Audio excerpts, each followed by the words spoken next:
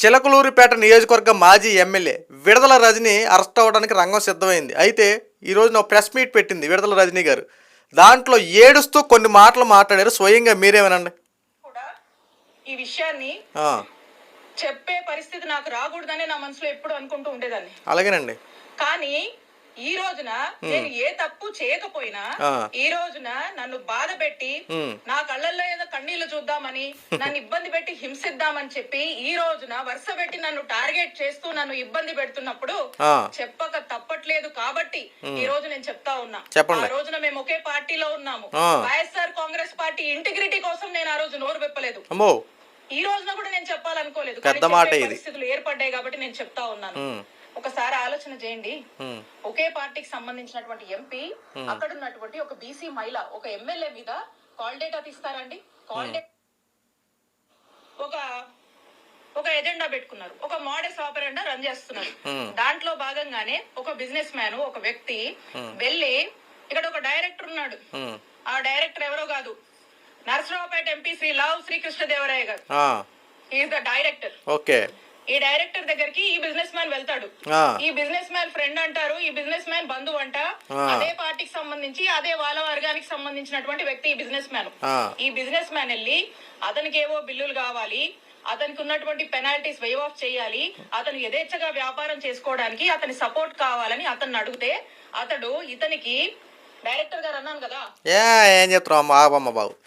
ఇంతకీ మేడం గారు చెప్పే విషయం ఏంటంటే, నన్ను అరెస్ట్ చేస్తూ ఉన్నారు, నా మీద అక్రమ కేసులు పెడతా ఉన్నారు, ఈ లావు శ్రీకృష్ణదేవరాయలు గారు డైరెక్టర్గా ఉన్నారు, ఈయన కొంతమందికి సుపారీ ఇచ్చాడు, ఒక టీంని ఏర్పాటు చేశాడు, ఇదిగో నీకేమైనా పదవి కావాలా లేదంటే నీకేమైనా డబ్బులు కావాలా, అయితే విడదల రజనీ మీద ఒక కేసు పడేసే, విడదల రజనీ మీద ఒక కేసు అయితే విడుదల రజనీ మీద ఒక కంప్లైంట్ పెట్టి పోలీస్ స్టేషన్లో వచ్చి ప్రెస్ మీట్లో చెప్పేసి అని చెప్పి డైరెక్టర్గా ఉంటూ ఇదంతా నడిపిస్తున్నట్టు ఈవిడ చెప్తున్నాడు మాటలు.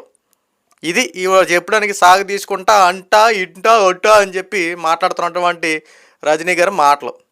వాస్తవం ఏంటంటే విడదల రజనీ గారు ఏ తప్పు చేయలేదు అని చెప్పి నిరూపించుకోవడం కోసం ఇంతసేపు మాట్లాడినటువంటి మాటలు.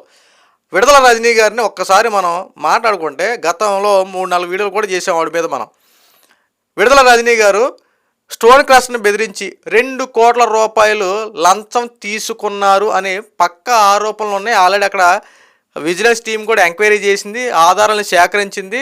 దీంట్లో ఒక ఐఏఎస్ ఆఫీసర్ కూడా ఉన్నాడు, ఒక ఐపీఎస్ ఆఫీసర్ కూడా ఉన్నారని చెప్పి స్పష్టంగా దీనికి సంబంధించిన కాల్ డేటాలు కానీ ఏ రకమైన ఆధారాలు కానీ ప్రతిదీ పిన్ టు పిన్ ఆధారాలు సేకరించారు. ఆ స్టోన్ క్రష్ యాజమాన్యం కూడా మీ మీద కంప్లైంట్ పెట్టారు. ప్రతిదీ ఆధారాలు ఉన్న తర్వాత కూడా మీరు ఏ తప్పు చేయలేదని చెప్పి ఎలా నమ్ముతారు చెప్పండి. ఇప్పుడు 10 రూపాయలు తీసుకున్నవాడు లంచం తీసుకున్నవాడు దొంగే, లక్షల కోట్లు దోచుకున్నవాడు దొంగే, లంచగొండే అంటారు. ఈ రోజున మీరు ఏం చేశారు? 2 కోట్ల రూపాయలు ఒక సాధారణ స్టోన్ క్రష్ దగ్గర నుంచి 2 కోట్ల రూపాయలు తీసుకున్నారంటే మామూలు విషయమా? ఇది చిన్న విషయం కింద పరిగణిస్తారా? అది కాకుండా భూ కబ్జాల విషయంలో జగనన్న ఇచ్చినటువంటి ఇళ్ల స్థలాలు ఉన్నాయి కదా, ఆ ఇళ్ల స్థలాల్లో ఎన్ని స్కాములు చేశారు మేడం మీ చిలకలూరిపేట నియోజకవర్గంలో? అక్కడ ఎవరైనా సరే వెంచర్ వేస్తే, ఎవరైనా రియల్ ఎస్టేట్లు స్టార్ట్ చేస్తే మీకు ఏం చేయాలంటే అక్కడ మీకు కప్పం కట్టాలా? మీరు అక్కడ లేడీ డాన్ అంట కదా మేడం. మీరు చేసినట్టు వ్యవహారాలన్నీ ఎవరికి తెలియదు అంటారు. ఉద్యోగాలు ఇప్పిస్తారని చెప్పి కొన్ని వందల మంది దగ్గర డబ్బులు వసూలు చేసిన మీరు ఇవన్నీ తప్పులు కదా అంటే ఇవన్నీ కేసులు పెట్టకుండా విడదల రజనీ గారు మంచావిడి, విడదల రజనీ గారు మంచావిడి అని చెప్పి మీ మీద భజన చేయాలా? అంటే అధికారంలో ఉన్నప్పుడు మేమేమైనా చేసేస్తాము, ఈ రోజున వాస్తవాలు బయట పెడితే మా మీద ఆరోపణలు చేస్తున్నారు, మా మీద బురద జల్లే రాజకీయాలు చేస్తారు, మేము సత్య అరుచంద్రమి, మేము ఏ తప్పు చేయలేదు, మేము నిజాయితీకి మారు పేర్లు అంటోళ్ళమి, తప్పు అనేది మా ఇంట వంటలేని మనుషులు అని చెప్పి మాట్లాడడం ఎంతవరకు కరెక్ట్ మేడం? చేసిన తప్పులు ఎలాగో చేశారు, ఈ రోజు మీ మీద ఆరోపణలు మొదలయ్యేపాటికి ఈ రోజున మాకు ఏమీ సంబంధం లేదు, వాళ్ళంతా టీడీపీ ఆడుతున్నటువంటి మాస్టర్ గేమ్ ప్లాను. ఆల్రెడీ ఒక వైసీపీలో ఉన్నటువంటి లావు కృష్ణదేవరాయలు ఈ రోజున టీడీపీలోకి వెళ్ళిపోయి ఇష్టానుసారంగా మాట్లాడినంత మాత్రాన వాస్తవాలు అవాస్తవాలు అయిపోతాయి, అవాస్తవాలు నిజాలు అయిపోతాయని చెప్పి లెక్చర్లు ఇచ్చుకుంటే ఈ రోజున ప్రెస్ మీట్ పెట్టి మాట్లాడినంత మాత్రాన వాస్తవాలు ప్రజలందరూ తెలుసు మేడం. మీ చిలకలూరిపేటలో మీరు చేసినటువంటి పనులకి అక్కడ మిమ్మల్ని చీకొట్టి వదిలేశారు. గుంటూరు వెళ్ళారు, గుంటూరు నుంచి పోటీ చేశారు, ఏమైంది? అక్కడ కూడా గుంటూరు ప్రజలు కూడా చీతు అని చెప్పి ఊసి మిమ్మల్ని బయటపడేశారు. ఎందుకంటే మీ పరిపాలన చూశారు కాబట్టి, మీరు చేసినటువంటి వ్యవహారాలు తెలుసు కాబట్టి. ఒక పార్టీలో ఉంటూ పక్క పార్టీ మీద ఎంత దారుణంగా విమర్శలు చేశారు మీరు, అవన్నీ మర్చిపోతారనుకున్నారేంటి? సైబర్ టవర్ మొక్కని సార్, నాకు రాజకీయ భిక్ష మీరే పెట్టారు సార్ అని చెప్పి ఏడ్చుకుంటున్నంత మాత్రాన ఈరోజు నువ్వు 2-3 కన్నీటి బుట్టలు కాల్చినంత మాత్రాన నువ్వు చేసినవి నిజాలు అయిపోతాయా? ప్రజలు చూశారు కదా ఎంత దారుణం అండి. దోచుకో దాచుకో పంచుకో అన్నట్టు ఏ శాఖలోకి వెళ్తే ఆ శాఖలో అవినీతి ఆరోపణలు ఎదుర్కొంటమే. వైద్య అధికారిగా ఉన్నటువంటి ఈవిడి ఎంత దారుణంగా వ్యవహరించిందో. వైద్య శాఖ మంత్రిగా ఉన్నటువంటి విడతల రజనీ గారు ఈ యొక్క ఆరోగ్యశ్రీ సంబంధించినటువంటి డబ్బులు అన్నీ ఏం చేశారు మేడం? ఒక డాక్టర్లకు సరిగ్గా జీతాలు ఇవ్వకుండా ఇందులో బోలని స్కాములు జరిగినటువంటి ఆరోపణలు వస్తూ ఉన్నాయి. మరి ఇవన్నీ వెలికి తీయాలి కదా.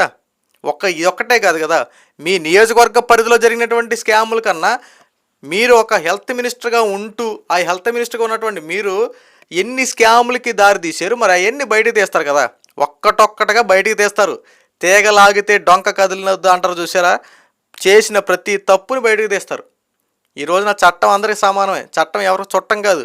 గతంలో మీకు చట్టం చుట్టం కాబట్టి మీరు ఏం చేశారు? పోలీసు వ్యవస్థని అధికారాన్ని మీ గుప్పిట్లో పెట్టుకొని ఏ మంచి ఏ తప్పు ఎన్ని ఉన్నా సరే అన్నిటిని కవర్ చేసుకుంటా పైకేంటో మంచి రూపాలు చూపిస్తారు, లోన ఉన్నటువంటి కుళ్ళిపోయిన రూపాన్ని మాత్రం దాచుకొని ఆ క్రూరత్వాన్ని ఆ దొంగతనాల్ని ఆ లంచగొంటితనాలన్నింటిని ఎవరికి తెలియకుండా పైకి మాత్రం మంచోళ్ళు అని చెప్పి ముద్ర వేసుకొని వెనక నుండి దోచుకున్నటువంటి ఘటనలు ఎన్ని ఉన్నాయి. మీ యొక్క నియోజకవర్గం కాదు మేడం, అన్ని నియోజకవర్గాలు అలాగే చేశారు. కొడాలి నాని గారు ఉన్నారు, వల్లభనేని వంశీ గారు ఉన్నారు. వాళ్ళు భూదందాల విషయంలో ఎంత దారుణంగా చేశారో అంతకన్నా మీరు కాస్త ఎక్కువ తిన్నారు అంతే. అందరూ బయటపడతారు, తప్పేమీ లేదు. ఎందుకంటే ప్రజా సొమ్ము అండి, ప్రజల సొమ్ములండి. రూపాయి కూడబెట్టి సామాన్యుడి దగ్గర నుండి ట్యాక్సులు కట్టే వరకు ఉద్యోగాలు చేసుకునే అందరి దగ్గర నుంచి కష్టపడి రూపాయి వసూలు చేసుకున్నటువంటి రూపాయలు మీకు పన్నుల రూపంలో కడతంటే ఆ డబ్బుల్ని మీరు ఏం చేశారండి? పథకాల రూపంలో మాకు ఇస్తున్నామని చెప్పి ఇచ్చేది పావలా అయితే మీరు దోచుకునేది 3 రూపాయలు. అంటే ఏ రకంగా ప్రజల సొమ్మును దోచుకున్నారు? మళ్ళీ ఈ రోజున దోచుకుంది కాకుండా ఏ తప్పులు చేయలేదు ఏవి చేయలేదని చెప్పి మాట్లాడతాం. ఎంతవరకు కరెక్ట్ మేడం? దొంగ దొరికేసిన తర్వాత తప్పించుకోవాలని చాలా రకాల ప్రయత్నిస్తాడండి. అందరూ ఇదే ప్రయత్నాలు చేస్తారు, కానీ ఆ ప్రయత్నంలో అందరూ ఫెయిల్ అయిపోతారు. ఎందుకంటే కొన్ని సందర్భాల్లో తప్పించుకున్నట్టు ముందుకు వెళ్ళిపోయినట్టు ఉంటుంది, కానీ న్యాయ వ్యవస్థ అనేది ఉంది కదా, ఆ న్యాయ వ్యవస్థలో ఖచ్చితంగా దొరికేస్తారు కదా, ఖచ్చితంగా బయటపడతారు. ఏం బాధపడకండి మేడం, కాస్త ఒక్కసారి జైలు రుచి కూడా చూసి వచ్చండి. మొన్న చంద్రబాబు నాయుడు గారు అరెస్ట్ అయినప్పుడు ఎంతలాగా మీరు చిందులు తొక్కారో, ఎంతలాగా మీరు సెలబ్రేషన్లు చేసుకున్నారో, మీరును రోజా గారు ఎన్ని రకాల సెలబ్రేషన్లు చేసుకున్నారో ఒకరోజు మీరు కూడా వెళ్ళొచ్చారనుకో చూస్తారు. విడతల రజనీ గారు కూడా చట్టాన్ని గౌరవించి చక్కగా చేసిన తప్పులు ఒప్పుకొని వెళ్ళిపోయిందని చెప్పి ప్రజలు చక్కగా సంతోషిస్తారు. ఎలా అండి ఒకసారి ఆనాడు చంద్రబాబు నాయుడు ఏ తప్పు చేయకుండా జైలు శిక్ష అనిపించేలా చేసినప్పుడు ఏమైపోయింది? ఇవన్నీ గుర్తు రాలేదా? ఇవన్నీ ఆ రోజున మీరు గుర్తు చేసుకోలేకపోయారా? నాకు రాజకీయ భిక్ష పెట్టిన ఆ యొక్క గురువునే ఈ రోజున కటకటాల్లోకి గెంటుతున్నారు, ఇది తప్పు అని చెప్పి ఆ రోజు నోరు మీద పోయారా? పార్టీ ఫీలింగ్సా? అంటే జగన్మోహన్ రెడ్డి మీద అభిమానమా?